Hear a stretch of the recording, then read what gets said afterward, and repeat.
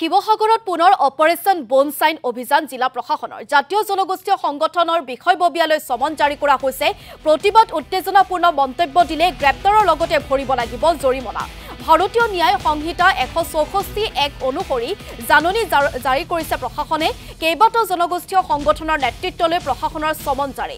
বীৰ লাচিত সেনাৰ শৃংখল চলিহা, জাতীয় সেনা অসমৰ চিতু বৰুৱা, অনুসূচিত জাতি ছাত্ৰ সন্থাৰ পৰশজ্যোতি দাস, আটাচুৰ ভাস্কৰ বৰগোহাঁইকে ধৰি কেইবাজনো নেতালৈ জাৰি কৰা হৈছে সমন। শিৱসাগৰৰ কাৰ্যবাহী দণ্ডাধীশ নেকিব চৈয়দ বৰাৰ ওচৰত হাজিৰ হোৱাৰ নিৰ্দেশনা। শিৱসাগৰত আইন শান্তি শৃংখলা ভংগ কৰাৰ আশংকাতেই এই জাননী জাৰি কৰিছে প্ৰশাসনে। আৰু শেহতীয়াকৈ শিৱসাগৰত যি কাণ্ড সংঘটিত হৈছিল আৰু অনা অসমীয়াৰ বিৰুদ্ধে এক প্ৰকাৰ সংকাৰ শিৱসাগৰত আৰু শিৱসাগৰৰ সেই ৩০টাকৈ জাতীয় জনগোষ্ঠীয় সংগঠনে যিহেতু এক প্ৰকাৰ প্ৰতিবাদী কাৰ্যসূচী ৰূপায়ণ কৰি আছে, তাৰ মাজতে কিন্তু এই বনচাইন অভিযান আৰম্ভ কৰিছে জিলা প্ৰশাসনে।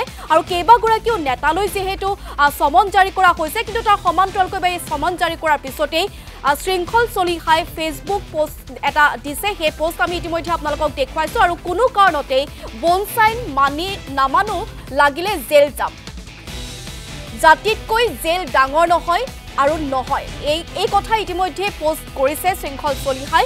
জয়াই অসম দি এই পোষ্ট ইতিমধ্যে শৃংখল চলিহাই সামাজিক মাধ্যমত দিছে। গতিকে যি বনচাইন ইতিমধ্যে প্ৰশাসনে আৰম্ভ কৰিছে বা যি অভিযান আৰম্ভ কৰিছে, তাৰ পিছতেই কিন্তু শৃংখল চলিহাৰ এই পোষ্ট। গতিকে কেনেধৰণে এই সমগ্ৰ প্ৰক্ৰিয়াটো আগবাঢ়ে পৰৱৰ্তী সময়ত দৃষ্টিগোচৰ হ'ব। কিন্তু বৰ্তমান সময়ত আমি আপোনালোকক জনাইছোঁ যে জাতীয় জনগোষ্ঠীয় দল সংগঠনৰ কেইবাগৰাকীও নেতালৈ জিলা প্ৰশাসনে ইতিমধ্যে সমন জাৰি কৰিছে আৰু দণ্ডাধীশৰ আগত হাজিৰ হোৱাৰো নিৰ্দেশ জাৰি কৰা হৈছে।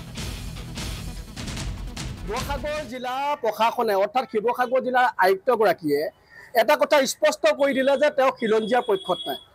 আচলতে আমাৰ শিৱসাগৰৰ ৩০ জাতীয় জনগোষ্ঠীয় সংগঠনে যি খিলঞ্জীয়াৰ আধিপত্য বিস্তাৰৰ স্বাৰ্থত, খিলঞ্জীয়াৰ প্ৰভুত্ব ৰক্ষাৰ স্বাৰ্থত, অসমত অসমীয়াৰ থলগী ৰাইজৰ যাতে প্ৰভুত্ব অক্ষুণ্ণ ৰাখে তাৰ স্বাৰ্থত আচলতে যিখন সংগ্ৰাম কৰিছিলে, এই সংগ্ৰামখনক স্তীমিত কৰিবৰ কাৰণে, এই সংগ্ৰামখনক মষিমূৰ কৰিবৰ কাৰণে তেখেতে এনেকুৱা ব্যৱস্থা গ্ৰহণ কৰিছে, সেইটো হৈছে বনচাইন।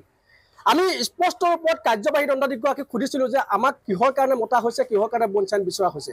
তেখেতে কৈছে যে 19 তাৰিখে এটা আপোনালোকে আনলফুল এছেম্বলি কৰিছিল। আমি কৈছোঁ যে সেইটো কোনো ধৰণৰ আনলফুল এছেম্বলি নহয়, সম্পূৰ্ণ গণতান্ত্ৰিকভাৱে হৈছিল। আৰু তাৰ লগতে আমি আকৌ কৈছিলোঁ যে আৰু কিবা আছে নেকি আমাৰ ওপৰত এলিগেশ্যন। তেতিয়া তেখেতে কৈছিল যে আপুনি এটা মন্তব্য প্ৰকাশ কৰিছিল যে বহিৰাগত বণিক গোষ্ঠীয়ে যেতিয়ালৈকে আপোনালোকৰ ওচৰত ক্ষমা নিবিচাৰে তেতিয়ালৈকে তেওঁলোকৰ দোকান বন্ধ ৰাখিব লাগিব বুলি এটা মন্তব্য প্ৰকাশ কৰিছিল। এতিয়া আমি কৈছিলোঁ যে আমি কোৱাটো হয় আৰু সেইটো নিশ্চিতভাৱে কোৱাটো প্ৰয়োজন আছিল।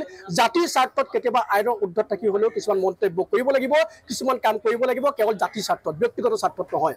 কিন্তু আমি দেখা পালোঁ যে সেই আচলতে যিটো বিষয় বহিৰাগত বণিক গোষ্ঠীৰ বিৰুদ্ধে আন্দোলনখনৰ যিটো বিষয় আছিল, সেই বিষয়বস্তুৰ সমাপ্তি ঘটিছিল কেনেকৈ যে মন্ত্ৰী ৰণোজ পেগু ডাঙৰীয়াৰ উপস্থিতিত, জিলা আয়ুক্তগৰাকীৰ উপস্থিতিত আৰু আৰক্ষী অধীক্ষকগৰাকী, শিৱসাগৰ আৰক্ষী অধীক্ষকগৰাকীৰ উপস্থিতিত আচলতে তেওঁলোকে বণিক গোষ্ঠীৰ কিছু সংখ্যক লোক আহি আমাৰ ওচৰত ক্ষমা বিচাৰিছিল আৰু তাৰ পাছতে এই গোটেই বিষয়টিৰ মীমাংসা কৰা হৈছিল। কিন্তু আমাৰ প্ৰশ্ন হ'ল যে জিলা আয়ুক্তগৰাকীক বনচাইন কোনে কৰাব? আমাৰ প্ৰশ্ন হ'ল জিলাৰ আৰক্ষী অধীক্ষকগৰাকীক বনচাইন কোনে কৰাব? আমাৰ প্ৰশ্ন হ'ল মন্ত্ৰী ৰণোজ পেগুক বনচাইন কোনে কৰাব? সমগ্ৰ বিষয়বস্তুটো দেখাই গৈছে যে ইয়াত ক'ৰবাত নহয় ক'ৰবাত, কোনোবা নহয় কোনোবাই আচলতে তৃতীয় পক্ষই যে হস্তক্ষেপ কৰিছে সেই কথাটো স্পষ্ট হৈ পৰিছে।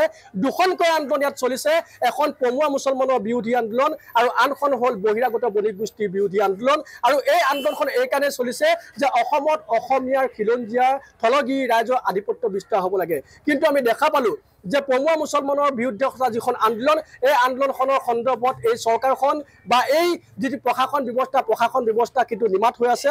তাৰ সমান্তৰালকৈ কিন্তু 19 তাৰিখৰ দিনাখন শিৱসাগৰত যি আচলতে গণজাগৰণৰ সৃষ্টি হৈছিল, যি আচলতে এক প্ৰকাৰ বজ্ৰনীনাদ সৃষ্টি হৈছিল ৰাজপথৰ মাজত বহিৰাগত বণিক গোষ্ঠীৰ বিৰুদ্ধে, সেই আন্দোলনখনৰ কাৰণেহে আচলতে আমাৰ গলৈ এনেকৈ সমন জাৰি কৰিলে।